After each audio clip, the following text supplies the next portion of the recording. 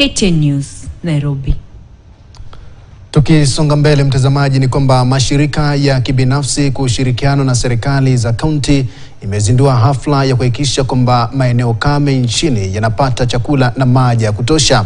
Wakizungumza hapa Nairobi, wamezitaka pia serikali za kaunti kushirikiana na mashirika hayo ili kutoa huduma tofauti kwa wananchi.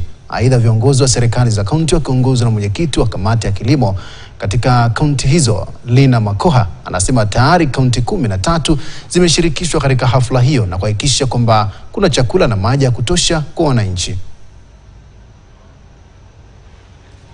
And semi-arid regions, that is the ASAL community, such as Turkana, Marsabit, Wajir, and Mandera, grapple with water insecurity as occasioned by low rainfall, climate change effects, and minimal investments in water infrastructure. They end up relying on unsafe water, mostly from boreholes and open water sources, exposing communities to water-borne diseases. To ensure that meaningful public participation is conducted by county governments with adequate notice period and information provided to communities so that their voices are heard in the prioritization of food and nutrition security and water and sanitation services in Kenya. The main aim of Chukwa Control is to support the CSOs to strengthen their capacity in terms of the rights, to advocate for the rights of food and nutrition.